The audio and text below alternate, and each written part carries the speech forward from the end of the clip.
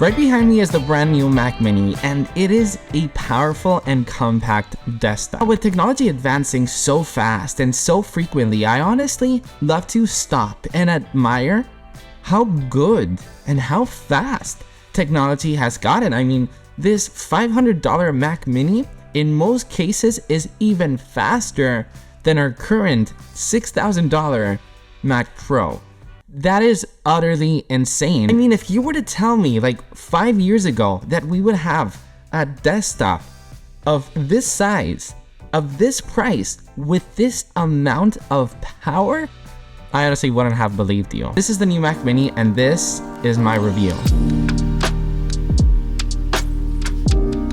People love the Mac Mini for multiple reasons, one of them being its super small form factor. I mean, it's super compact with its beautiful aluminum build. In the back, you get all the ports that you would expect: Ethernet, USB-C, USB, HDMI. In terms of color, it only comes in silver, but it honestly looks stunning. I mean, if we take a look at the design, it really looks like a super premium device. As I said, there's a bunch of reasons that people love the Mac Mini, and I'll tell you more at the end of the video, but there's one thing that the Mac Mini has never had.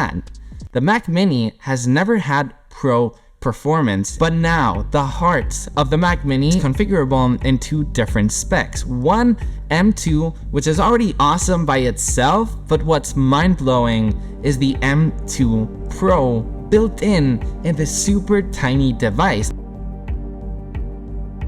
Now, I don't want to go into specs on what the M2 Pro does. I'm sure you already know the power of the M2 Pro, and it's honestly awesome. I don't really know, by the way, why this thing is called the Mac Mini. I feel like this guy should be called the Mac Mini Pro. I mean, if you were to tell me years ago that I would have the M2 Pro for such an affordable price tag, I wouldn't have believed you. I mean, I honestly wish I would have had the M2 Pro for this price when I was a little kid. You're lucky. This Mac is great for so many people. For video editors, video editing on this thing for such an affordable price tag is amazing. Graphic designing, I mean, you can put up Photoshop and Affinity Designer files that are so massive, and this Mac will handle it fine. I see a lot of professionals buying the Mac Mini, but I also see a lot of just standard consumers, standard people that just want to do a couple just some people that just want a Mac at home for just some basic stuff to do on their computer. Why should I buy a Mac Mini and not an iMac? Or why should I buy the Mac Mini and not a MacBook Pro or an iPad Pro? You see, the Mac Mini is a Mac.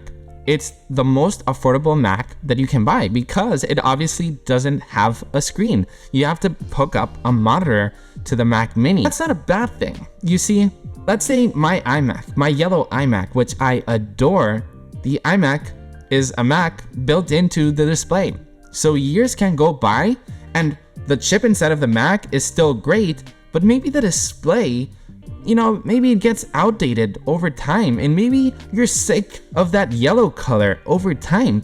And the powerful thing about a Mac Mini is that you can hook up the monitor to whatever you want, and then maybe your monitor breaks, or maybe you're sick of your monitor, or maybe it gets outdated 8 years from now. This Mac will handle it fine.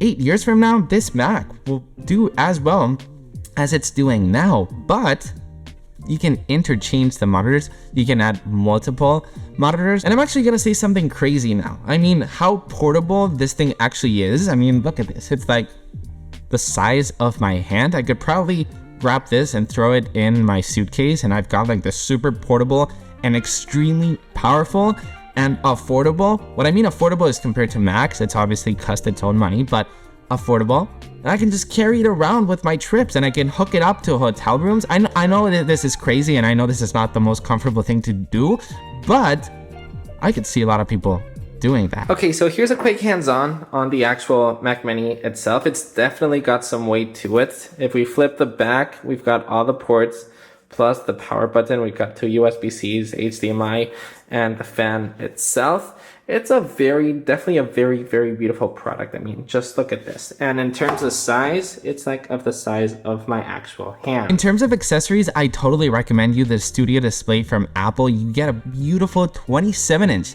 5K Retina display with a 12 megapixel camera with center stage, so it actually follows you around, and a high fidelity 6-speaker system. I am so in love with the studio display. And here's the good thing, if you don't like the studio display or you think it's too expensive or whatever, that's the power of the Mac Mini. You're not stuck to one display. You can choose whatever display you do on the market, but I do recommend you, since you're getting this powerful of a device, I pair it with, you know, a really good monitor, which is the studio display. And then in terms of accessories, you've got the Magic Keyboard with numeric pad with Touch ID built in, which is awesome. I totally recommend you guys that. And in terms of the Magic Mouse, a lot of people hate on the Magic Mouse.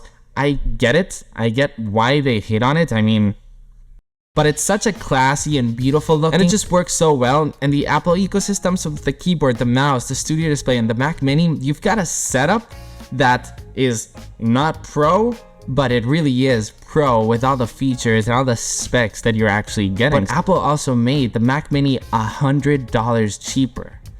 That is the cherry on the top. Cherry on top? Cherry on the top? It's still awesome.